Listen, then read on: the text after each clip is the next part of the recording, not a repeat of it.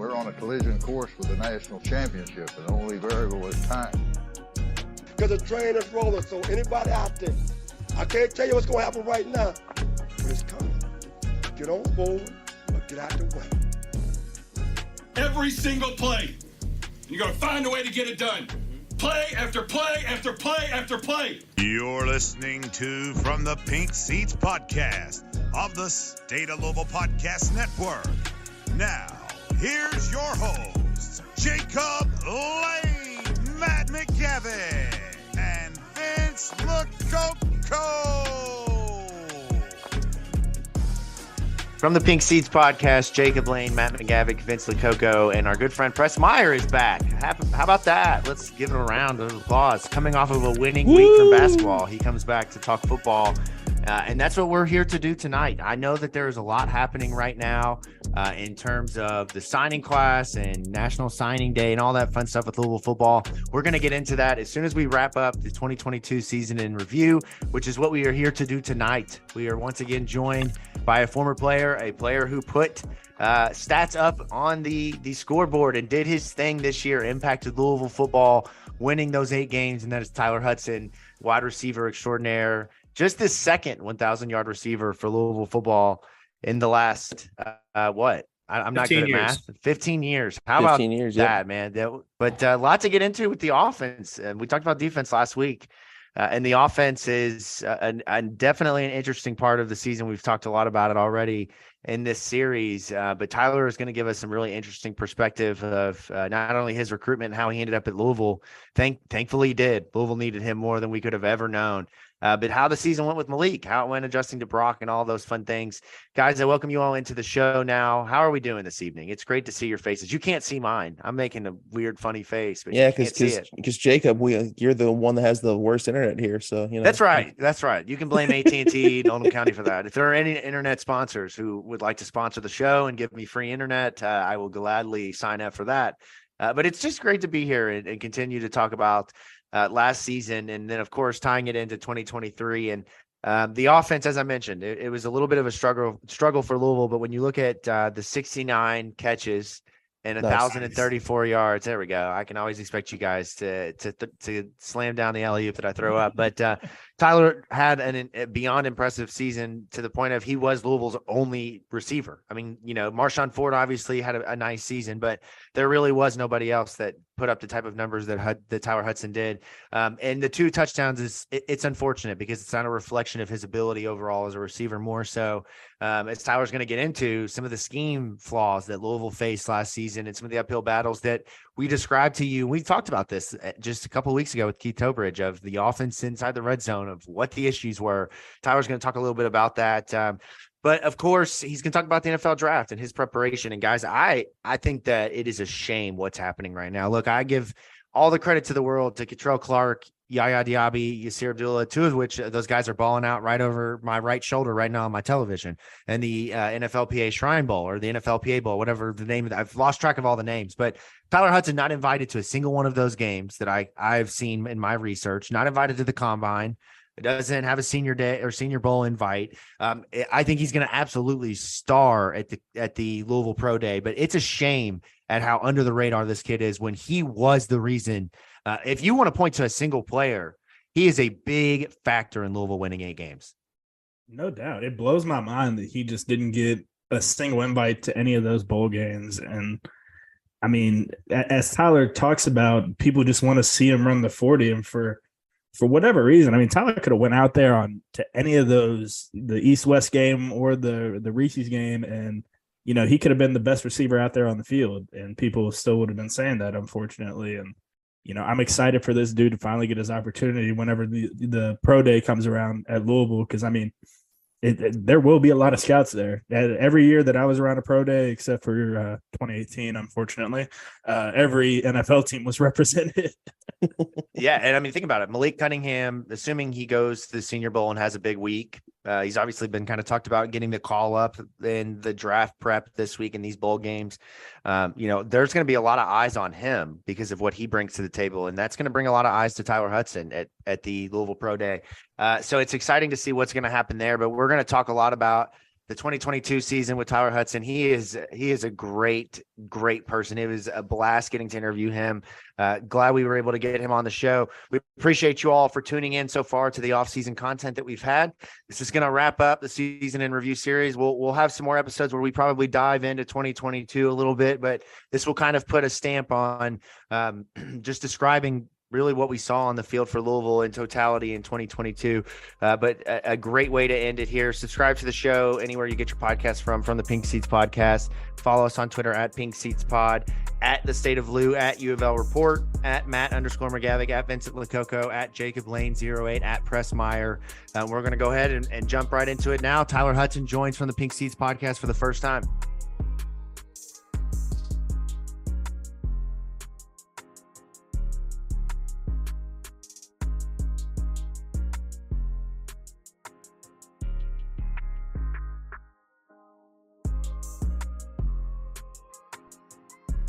Let's jump into it right now. Louisville's second 1,000-yard receiver since 2007 joins the podcast. Tyler Hudson. Tyler, how are you, man? Coming live from Fort Worth, Dallas. Fort Worth, Texas. Fort Worth, Dallas. Lord have mercy. It's called Dallas Fort Worth, Jacob. Hey, I know. I just looked it back. How are you, my friend? I'm good. Well, good. We're excited to have you on. I assume that you're getting ready for everything that is leading up to NFL draft and all that fun stuff. What's your experience been like the last couple of weeks, last couple of months as you've been training? It's been good. A lot of learning how to run and learning the tricks to getting slower or faster times. Lower times, stuff like that. So. Yeah, I'm sure you can't divulge what the 40 times looking like, but are you feeling good with that 40? I'm sure you've had to run it a million times by now, but is that looking good on your end? How are you feeling? Yeah, I'm feeling good about it right now. Yeah. Tyler, so the thing I was really interested in was your recruitment coming out of high school compared to your recruitment coming out of Central Arkansas. So why don't you just speak on that a little bit and just how different stuff was, because that's kind of how the lay of the land's going with college athletics. People would rather pull guys like yourself from the transfer portal, experienced guys, just because you got the numbers and you know what to do. So why don't you speak on that a little bit? Okay, I didn't have as many offers as I could have, going out of high school and stuff like that, because the 40 was a big deal for me. I would run like 4.8, 4.9. which I never practiced at 40. So it was kind of just like, yeah, whatever. 40 was a big thing. But when we go on the field, I'd ball out just like you're supposed to. And it kind of sucked just watching everybody, get offers and stuff like that just off of the combine stuff, but not really because they're better than me at football. But, it is what it is. And I ended up going to Central Arkansas because, one, it was a really good visit, and two, it was probably the best offer I had at the time. Because I had a Rice offer, but I'm not gonna lie, I don't think I would have went to Rice anyway. But I don't blame you for that one. I think Rice is only known for baseball, to be honest with you. I didn't even know they were known for that. Like 30 minutes from the school. I know. So, but yeah, I ended up going to Central Arkansas and had a good time there. And then when I decided to go into the portal, I didn't even want to get into the portal. I didn't even want to leave. That was the crazy part. I didn't even want to leave. I didn't want to get in, but I talked to the NFL and I was asking them about what I need to work on. Like, am I eligible or not eligible? Am I good enough to get into the draft? What is my draft stock? And the best grade I got was, I think, the 4th round if I tested well, because my film was really good, but they wanted me to test well and stuff like that. So for me to do that, to go to the 4th round, I also wasn't healthy at the time. And then I had talked to some other scouts and they were saying 6th round, 7th round. And then some scouts said I had a range. And I remember one scout vividly said, no, you're undrafted. And I was like, dang, that's kind of messed up. Would you have rather heard that though, opposed to? Yeah, but the thing that made me mad when he said that was because I came in there so the whole situation was I had asked my coach to have a scout come and tell me what they think. And mind you, I still wasn't thinking about the portal. And then but I told my coach about the other scout that talked about the portal. And so then I talked to this scout, I'm not gonna say what team, but he was talking to me about the portal the first 10, 15 minutes of the conversation. And he's trying to show me, who who's gotten to the portal and was successful and who got to the portal and wasn't successful. And I was like, well, first off, none of these people have anything to do with me. And two, I didn't ask for your advice about the portal. I asked you about my draft stock and my ability to play in the NFL from right now. And then, so he talked about all that portal stuff. And then I was like, okay, what about my chances like getting drafted or anything like that? And he goes, oh, undrafted. No. And I was like, well, if that was their answer, why did you come all the way down to Arkansas for that? right. You could have just said that. Seems like an email that you could Yeah, send. you could have sent him a text. You could have sent my coach a text or something. But the crazy thing was after that, he said that, and I was really upset because we wasted time. And then he asked me what my stats were, and I told him like 1,260, 1,240 yards, 7 touchdowns, and 60-something catches, like 65. And he goes, you average 20 yards a catch? I was like, yeah. Like, Exactly. you didn't know that? Like, you didn't know that? And he's like, oh, I got to put you on the – I was like, you came in here and didn't know my stats? And that had me hot. Yeah. So then after that conversation, I started talking to my mom and dad. And mom and dad were like, yeah, forget about the NFL scouts. Like, they don't even know what they're talking about. And so then I, decided to get into the portal. Like I said, reluctantly, like I really didn't want to go, but I got in and I was in there for about a week and I thought I was going to go to UK. Oh, wow. Yeah. Wow. Yeah. But That's good to know. That's good to hear. We're happy you came to this Interesting. side, man. Yeah. But the offensive coordinator, he talked to me a little bit, but it was like 12 o'clock, 1 o'clock in the morning. And I'm like, why are you texting me, calling me? Like, you had all day to say something to me. And then come to find out, he ended up leaving like after that anyway. Like, he ended up not even being there. But, Oh, this was Liam Cohen? Yeah. Mm-hmm, yeah.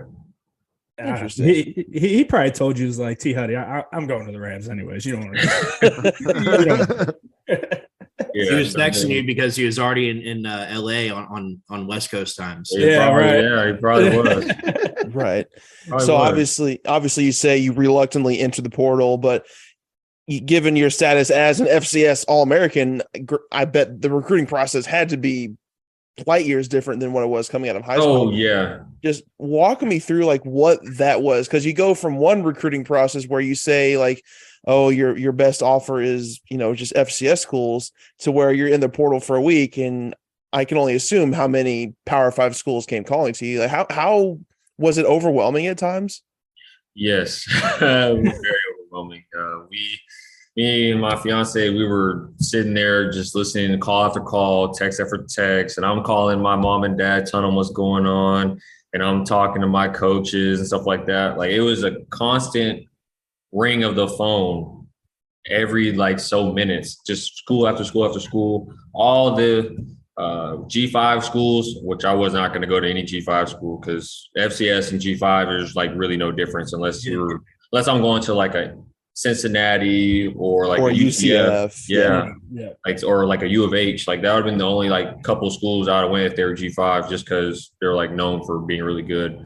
But other than that, I wasn't really interested in playing at these G5. And then I had talked to Oregon. I was trying to get in touch with Oregon for a little bit, Oklahoma for a little bit, TCU.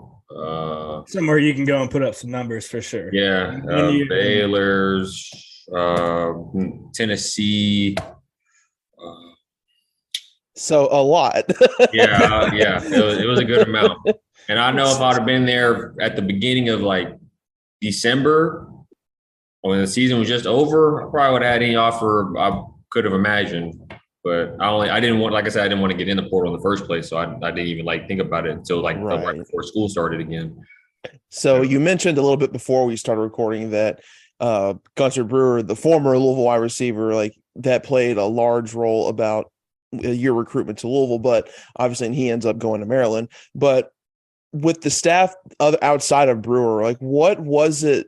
What was the opportunity that they pitched to you, and what was it about Louisville that made you want to say, yeah, I'm going to go here? Out of all the offers, out of the TCUs, the Oregons, the Tennessees, all those schools, what was it about Louisville?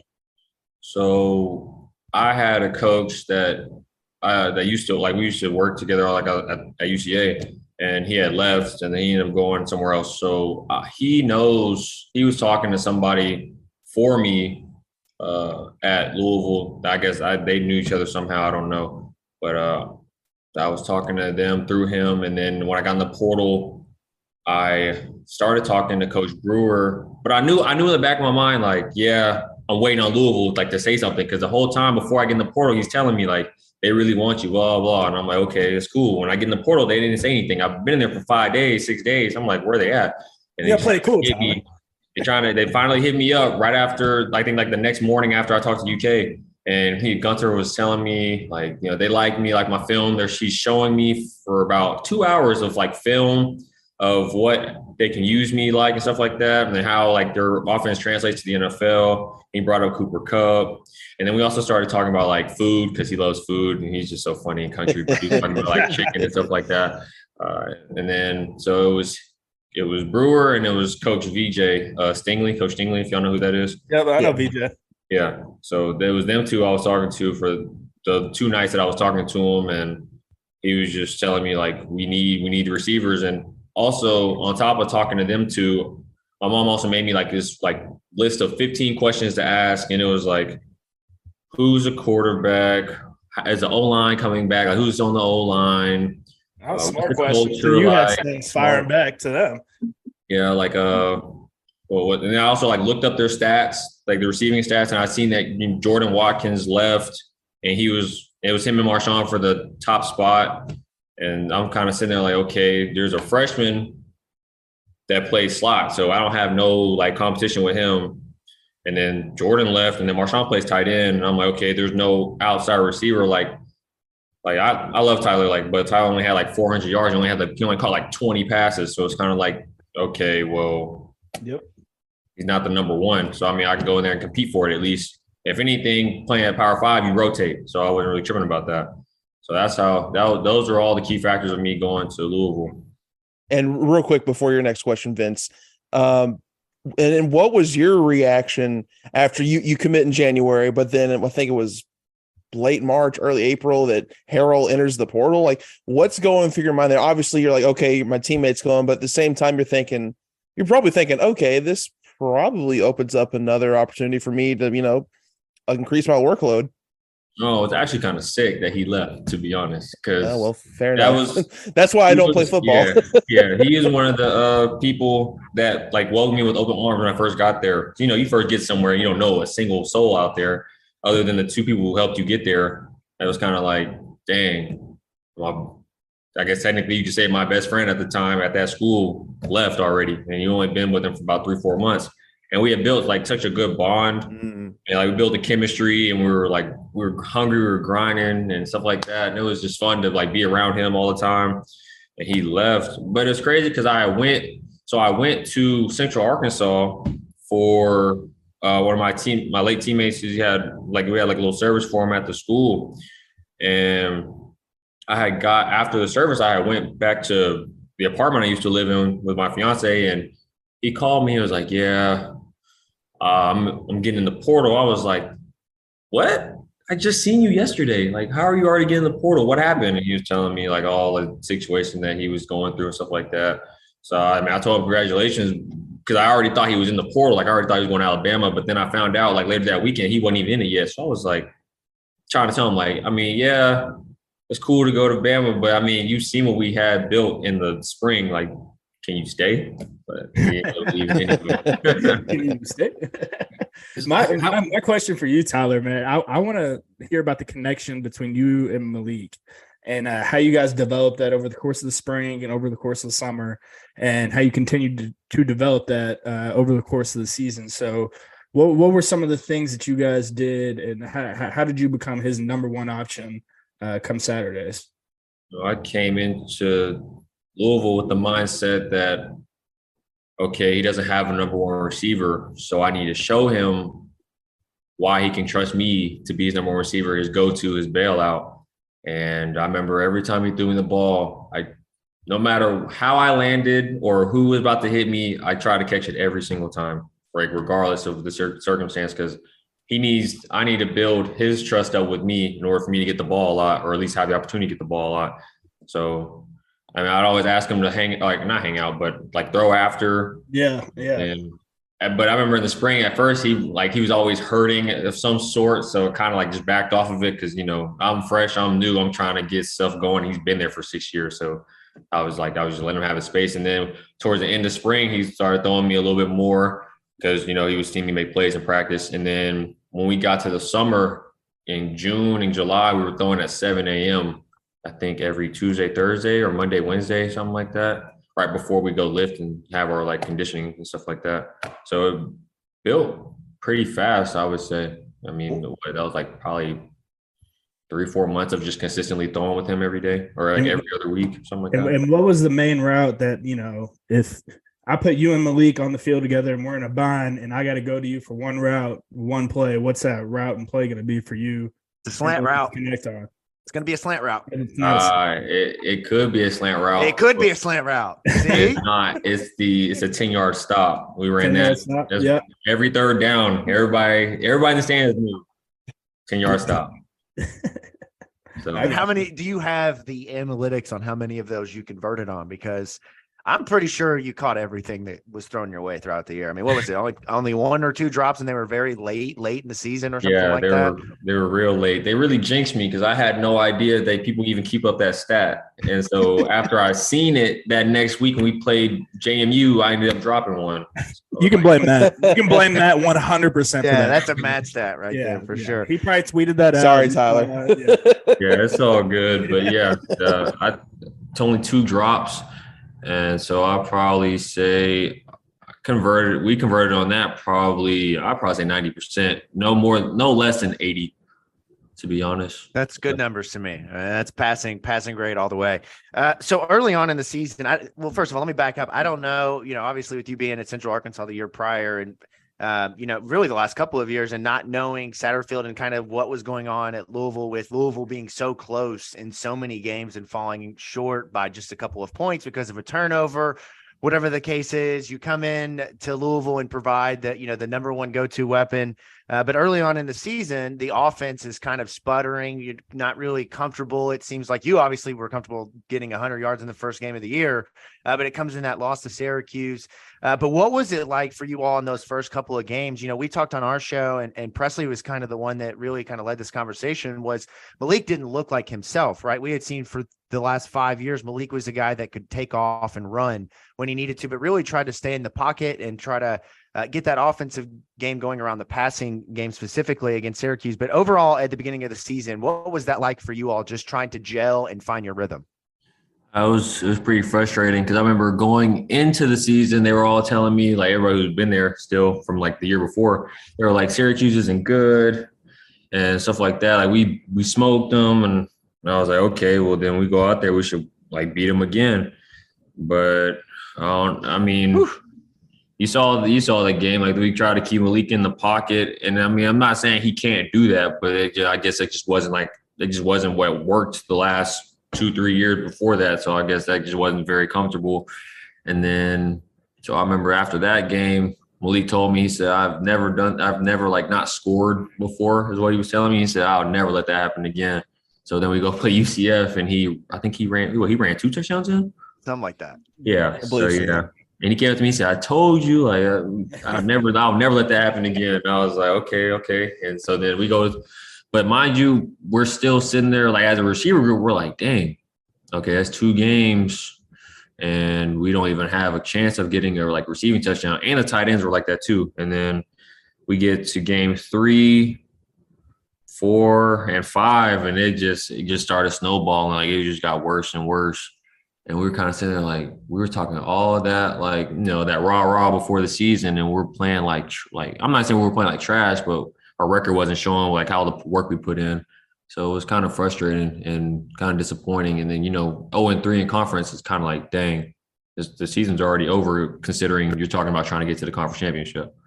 Would you say it was more of a mindset change for you? Or do you think it's kind of a combination of that and play calling? Because it felt to me, Malik is still trying to get used to having you as the primary receiver. Previously, it had been Tyler Harrell, Jordan Watkins, and then before that, we had Tutu Atwell. So it was, he had a consistent number one guy. And so it was all of a sudden, you come in and he kind of has to kind of work you in. and I guess it's different transitioning from the offseason to the actual season. So Yeah. would you say there was more of a scheme thing or more of a mentality that changed for you guys? I guess probably, the fourth or fifth game into the season where, you start spreading it around and it feels like the connection's much better. It was definitely both, because I remember after we lost to Boston College, it was like one of those, like, there's no way we just lost this team. So then remember we came into the meeting room, it was just players like that following week, and Momo and Yaya had like set up the team meeting, and we all just sat in there for about I'd probably say 30 minutes. It might have been longer than that, but we were sitting there and everybody was saying like how they felt and like what we've done and what we should have did and how we were talking about what we were going to do, and we're not there. We're not even close. And there was still 7 games left, I think, at that time. So Yes. I remember we had that meeting and we were just pouring our hearts out and being as honest as we possibly could. And my alarm. But Is that okay? So last week, Yaya, he talked a lot about how much he has to eat. Is that an eating alarm by chance? no, that was actually, it's crazy. I forgot that y'all are on Eastern time. So that was an alarm for me to get ready for the interview. Yeah. Well, this is great. This is great draft prep here. He showed up significantly early to the podcast interview. That's a great sign for any NFL teams listening right now about what Tyler brings. He's going to be GMs there. take notes. Yeah, he's going to be there 35 minutes early. Okay. That's the type of gym rat you want right there from an NFL wide receiver. For you, talking about the around the BC Virginia game, obviously Malik gets hurt with the concussion and goes out against Virginia, and Brock comes in, and that game is really when the passing game from an intermediate standpoint. Mm-hmm.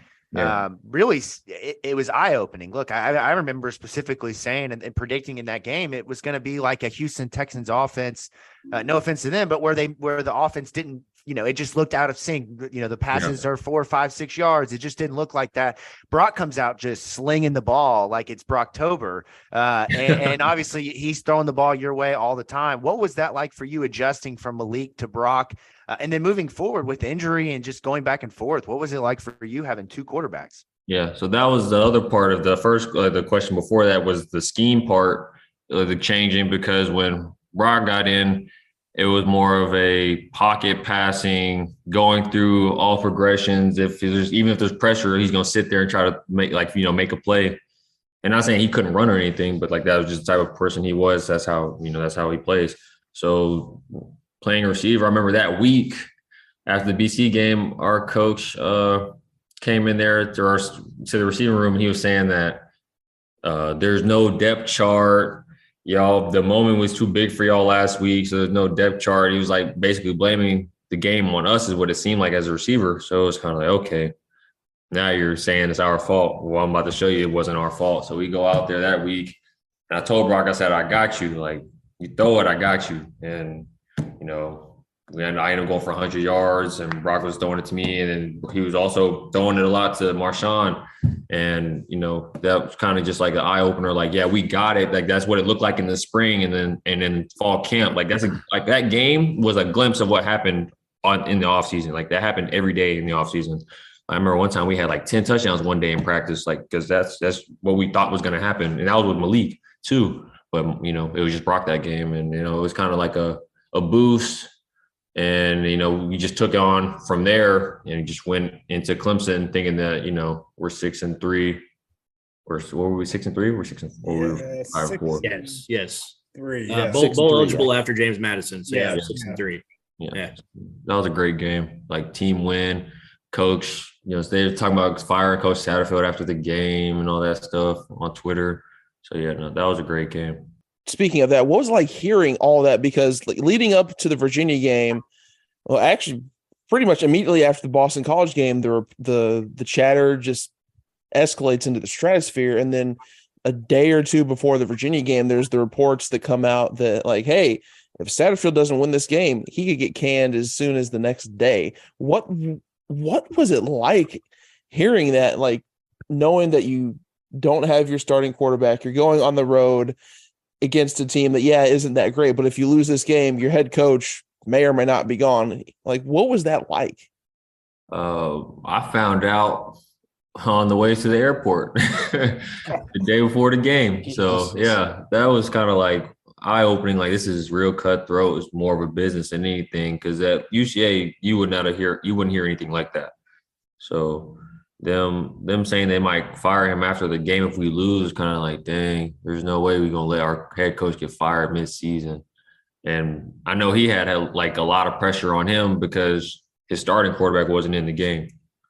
So he, not saying that Brock couldn't, perform, which he did, but I'm just saying, like, as a head coach, you would like to have your starting quarterback in if you're on the egg. No, yeah, nobody takes it. No doubt. He's replacing Malik. He's replacing a guy that's number 1 or 2 in almost every single stat that you can have quarterback wise in Louisville history. So, I would say, so I think there was a turning point, a distinct turning point, a specific play in the season that kind of flipped the season on its head. I feel like I was kind of alone in this thought. Early in the season, I feel like the fan base really had a lot of criticisms of the defense. Mm-hmm. The reality was, I really felt like it was the offense that needed to kind of ham and egg it a little bit better, so to speak, with the defense. I thought the defense played well, in first halves and into the third quarter of games. And then it was just the offense couldn't get things going. And then kind of the floodgates open towards the end of a few games. Oh, yeah. And then the Virginia game starts out, there's just a real negative energy, around the program as a whole, because, you have the Satterfield rumors coming out. It's a must-win game. And you have your backup quarterback in, and the offense has just been sputtering all season. Then you go down 10-0, and you have, again, you got your backup quarterback in, and Brock had thrown 3 passes at that point, and they were like 3 of the worst passes that you're going to see a college quarterback throw. Like, I mean, just being honest, like, we know Brock, we've had him on the show. He's a good guy and he had a good game, but he threw 3 really bad passes to start the game. And people were like, shit, we're about to get blown out. Like, the doors are going to get blown off. And I don't know if you remember, but they had the QB keeper schemed up on like 4th and 3, maybe like 4th and 3. Yeah. Line. And yeah. I don't know if you know about this, Tyler. And I guess that's my question was that kind of something that you guys had practiced and you knew was going to be available for you? Because I feel like that exact play was executed to perfection in Satterfield's first season. I don't know if you ever saw this, but Evan ran the same play against Wake Forest his freshman year. Mm-hmm. And not the same play, but a very similar, very close. Where similar situation towards the end of the game, where they're going to be selling out on the run, and they had to have a first down, and he took it to the house. So similar type of situation. Did you guys know that play was coming? And can you kind of talk about just how that kind of flipped the season on its head just a little bit? Oh, no, I had no idea. Like, I don't know if you could, like, everybody was kind of just looking like, is that Brock running right now? Because it was just the inside zone, right, Tyler? Yeah, no. I remember, so he has the option to pull it. Yeah, he has the option to pull it, but I remember vividly he was telling me that week at practice, there was, like, when they were watching film, they were telling him, like, to give it every time unless they're absolutely tackling the running back. And Brock was like, I can run. Like, why would y'all say like not to pull it? Like, so he got the chance to pull it, and he showed everybody that he can run. He ran 20 miles an hour at 235 pounds, 230 pounds. So, I mean, that's a big boy booking him. Yeah, and he was moving. So, yeah, I'll probably say, that probably was a turning point for the season right there, because that was a big play, needed it, and it surprised a lot of people. I feel like that play was big, like, for his career and for the team as a whole, because I think Evan's probably the backup coming into the season. Then he's hurt, and so you pretty much force Brock's hand, because I think it was already predetermined that I apologize was Caleb Johnson. Caleb Johnson, thank you. Yeah. was gonna redshirt. So pretty much it was Brock or nothing at that point. And so I just feel like it was such a turning point, because he just needed something good to happen. And once he just saw that you guys got in the end zone, then it was just showtime at that point, because I think you guys outscored them 34-7 the rest of the game. Next game, you go home and beat Pittsburgh pretty solidly. And then obviously everybody knows what happened against Wake Forest. So in my opinion, I agree with you, Tyler, that I feel like that was a real turning point in the season. Another turning point for your career. So we talked about, you had 26 touchdown catches, right? Was it 26 or 28 at Central Arkansas? So you were known as a scorer at Central Arkansas. and you're putting up numbers. You put up 102, 67, 53, 101, 71, 77. Like, you had a ton of yards that you were putting up a historic season, as we said, second receiver since Harry Douglas to go for over 1,000 yards. But you didn't score that coveted touchdown until against James Madison. What was that moment like? And did it feel like at some point, like, was there a mental block? Like, it just might not happen this season? Yeah, I had got to a point where I was like, okay, I don't even care about scoring anymore, to be honest. Like, as long as I'm getting us down there, it's whatever. Because I know once we got to like the 35 on the opposite side of the field, I knew we weren't going to throw the ball, because that's like, for a receiver in that offense, it was a dead zone this past season. Like, you weren't getting the ball inside the 35. And I don't know why it was like that. I still scratch my head to this day. There's so much stuff you could run from there. Little 3x1 dragon, that would have been awesome in that situation. We tried dragging a few times, but it's hard to run the same play over and over again and be successful when everybody knows if Amari goes in the slot, he's running the corner. Like, right. Yeah, no, that's why I was low key like frustrated, because I was sitting there like, in the spring we ran fade. In the summer, fall camp, we ran fade, and we didn't run a fade route, I think, till, oh my God. Yeah, that blew my mind. Till week 11, week 12, when we played NC State. That was the first time they called it, and I was kind of like, there's no way we call this at the end of the season, the coldest game of the season. Like, crazy. Mind you, spring and fall camp, every day, y'all seen a few on they posted on Twitter. Like, I'm catching over people. That was consistently, and they weren't even showing the ones I caught it like one-handed off of somebody's back, or like, like, it was kind of it was amazing me that season why we wouldn't throw a fade. But so you were eating them up in red zone period all fall camp, I imagine. Yeah, no, it was crazy how we didn't throw one until week 12, week 11 of the season, and I did what I did the whole offseason. So, yeah, I got to the point where I was like, it doesn't even matter if I score or not. But if we score, it's cool. But I don't care if I score or not, as long as we get down there and actually put up points. Because we weren't putting up points like I forgot who one of y'all said it, but y'all were saying like, oh, no, it was you. No, it was Presley. He was saying like, offense was kind of sputtering and couldn't really get any touchdowns or anything. Like, yeah, so that I got to the point where it didn't bother me that I wasn't scoring, as long as we tried to score or get in the end zone any type of way, run or pass, trick play, whatever. It didn't matter as long as we got down there. And if I had to get us down there, then that's cool. That's fine. As long as we get in there and score, that's all that mattered to me.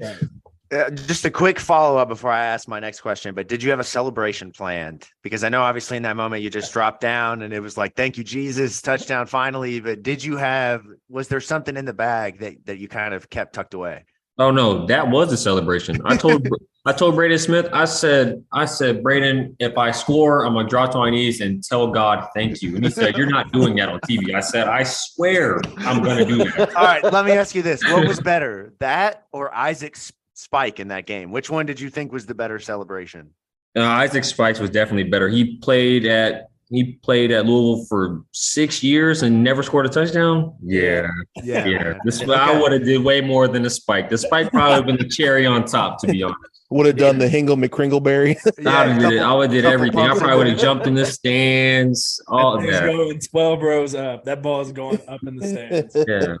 Tyler, let me ask you about this. One of the big storylines, or kind of the big talking points throughout this year, was Lance Taylor, right? So he comes into Louisville. Scott Satterfield's been the de facto offensive coordinator the last couple of years.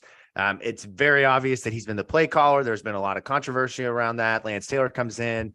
No one really knows his impact overall for the start of the season. And then Matt asked the question, what was that, Matt? Before Virginia, whenever it was that they hand duties off, Matt starts to dig in on, what is your responsibilities? We still never quite figured out what Lance Taylor's role was with Louisville. I can't tell you how many times I asked Satterfield, okay, like what it's like that scene in Office Space. What exactly do you do here in terms of playing calling? Because we could never figure it out. And Satterfield's answer would change from week to week. Like, yeah, like, no, we're getting Lance involved in the play calls. And then after the Virginia game, he's like, oh no, those are all mine. So like, what role you were the wide receiver, so you would know, what actual role did Lance Taylor have in the play calling? I don't know. I actually have That's no a great idea. answer. That's the crazy part. Because if you asked me, I would have thought that he brought out the empty set. You know how we went empty a few times. They had put me in a slot. Like I would have thought he did that because because the players told me they never did that until he got there and in the spring. But like he said, when he said that, that was all me after Virginia, and I was sitting there like, dang. if that wasn't Coach Taylor, then I don't know what his offensive coordinator duties are. Then if he doesn't have any say in the play calling, I don't know. But yeah, it's a mystery that will forever evade Louisville fans. We'll talk about it in 30, 40 years. Lance Taylor, who works here, we don't know what he did. You can probably have to talk to both of them at different times, I guess, and see what they say. Let's go to bowl prep, man. I'm really curious. We asked Yaya last week. Coach Sat leaves and decides to go to Cincinnati. You guys clearly playing Cincinnati in the bowl game. What was there extra motivation in that behind that game? What was the bowl prep like? Following his departure. What was it like in that situation? I remember waking up that morning, finding out that he left, and that he I guess Zoom called whoever was awake at the time, and we had a meeting later that day about it. And I was kind of sitting there like, yeah, I don't know. I don't think I'm going to play because we don't have a head coach. And I know the other coach is going to leave with him. So then I remember they told me, because I ended up not playing. So they ended up telling me, the players ended up telling me, they had GAs and QCs, calling plays. And I was like, oh, okay. Fitch and Zeb out there calling plays? They had who they had out there? I remember VJ was out there calling some plays. Step stayed, right? Yeah, Step was calling some plays. I think Step ended up being the offensive coordinator that game. Yeah, I think so. Yeah. But no, I just knew I wasn't going to play in that because I was risking getting hurt and all that stuff. And could you have played if Satterfield stayed, or were you opting out regardless? I think I was done. Yeah, I can't blame you for that, man. But let's talk about NFL draft prep and what you've got going on now. Obviously, comparison to where you were a year ago when scouts were saying, "Nah, man, undrafted." What's the feedback like now? Because you've got the numbers. You put up the route tree was probably the best we've seen since Des Fitzpatrick, right up there with him overall, with being able to do a little bit of everything. Consistent. Steady force in the offense. Malik goes down, you're balling out. Malik's in, you're balling out. Obviously the numbers game, the rest of the receivers didn't even combine for the 69 catches you had. Nice. So everything's there. Everything you set to accomplish at Louisville is there. So what are they telling you now? I mean, they just want to see what my 40 is, to be honest. That's it with the receiver, man. It all comes back to the 40, I swear. Yeah, no, they say that. I mean, I've done everything I could possibly do, and stat wise and production wise. You go look, I'm top 20 ever with yards. So I mean, there's nothing I need to do on the field. It's more of a how fast are you truly be gifted with? And I've just been trying so hard to run, at these pre-draft exercises and workouts, and I'm just hoping, they're telling me they think 4.55. That the fastest but they're thinking more of the 4.6 area. Who they're comparing me to? Rashad Higgins. He's really good on the football field, but his 40 time is slow. Or remember Keenan Allen? I always talk to the Chargers. They were talking about Keenan Allen as their best receiver, but he ran a 4.72. And I remember trying to get to Louisville. They were telling me, Cooper Kupp ran a 4.6. So that's what they think I'm going to run, and hopefully I prove them wrong. I think I can run way faster than 4.6, but we'll see. Yeah, I mean, personally, Tyler, if I'm the NFL GM, I'd rather have a guy that just puts up stats and numbers and scores touchdowns, opposed to a guy that can just go out there like John Ross and run a 4.3 for me and look pretty. What player do you know other than Tyreek Hill?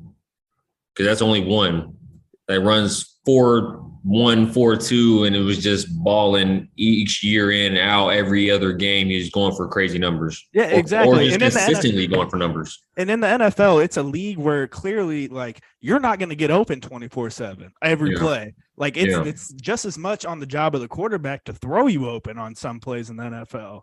I mean, having a guy like yourself who has such a crazy catch radius, I mean, it seems like a no-brainer for me that you end up on an NFL roster. Yeah, I'd be surprised. I'd be surprised if I went undrafted, like not being cocky or anything, but like we were talking about football, not just the 40. I'm one of the top receivers in the draft class. So I don't know. Like you go look at the players that get paid the most at our position. Okay, other than Tyreek Hill, all the rest of them are some type of form of a route runner or just physical catching everything that comes their way. So does it make you a little more confident knowing that, the touchdown numbers might not be there. Yeah, you don't run a 4.3, but your specialty was like, possession type catches, minimal drop rate, like no matter you compared yourself to Keenan Allen, but like a Larry Fitzgerald archetype where like you throw the ball in his area and he's catching it. Does that part at least make you a little bit more confident that scouts are going to look at that when they fire up the film and be like, okay, we can probably take this guy? Oh yeah, because Larry Fitzgerald is probably my favorite receiver I've ever like watched or ever want to emulate. Because all right, he wasn't the fastest. I'm not the fastest, but he catches everything he drops. Like they said, that one crazy stat where he had more tackles and drops. I had the same thing in college. Like I had more tackles and drops. So that's pretty cool. And just watching him and how great a career he had, I would be surprised if I didn't have the same, like not the same, but like similar type of opportunity to play football because I can catch the ball. And plus, watching NFL football, you see a bunch of receivers drop the ball every week, every down. So it's kind of like there's no way I can't make it because I already do one thing that some receivers don't do, and that's catch the football. So that's damn right. The most important thing. That's where receive the ball. Literally in the title of your job. A receiver, catch the ball, receive the ball. Receiver that is left behind at Louisville that's going to ball out. One of your former, one of the guys that was in the room with you. Who should Louisville fans watch? Who is Tyler Hudson's wide receiver that you need to watch for in 2023? Definitely CB, Chris Bell, easily. Yeah, Chris Bell is going to be one heck of a player. If you just watch how gifted he is without even, the coaching, he's going to be really special. So built like AJ Brown, about 230, but he doesn't look like he's 230. Dude's 18 years old. I'm 29 years old. What I would do to look like that, man. 230, 18 years old. I said the stat a couple weeks ago with Chris Bell. I think, 4-1 when he had a catch last season for Louisville? Mm-hmm. Yeah. AJ Brown built 230, right. 18 years old. Unreal, man. Unreal. I don't even know how kids get made like that. Tyler, I got one last question for you, and it still involves NFL draft stuff. How comfortable are you going up on the board and, drawing out those plays for NFL GMs and scouts and stuff like that and being able to talk your way through the offense and talk your way through how an NFL team is going to be able to utilize you? I mean, because they always ask you about like your Louisville plays. So, I mean, I was pretty good at remembering the plays and stuff like that. And you saw me, like I played inside and outside. So yeah, I'm pretty confident. And, even if I forget, you can always just go back and look at the playbook. So. Mm-hmm. Yeah. Love it, man. All right, Tyler Hudson, ladies and gentlemen, preparing for the NFL draft. Tyler, thank you, sir, for the 1 year of service in Louisville. It was great to get to watch a 1,000-yard receiver because, as I mentioned, 2 since 2007. It's been hard to find the last couple of years. So, right on time, right at the end of Malik's career, coming in, 1,000-yard receiver. Best of luck to you, my friend, and we'll be rooting you on wherever the wind blows you here in the NFL. Thank you.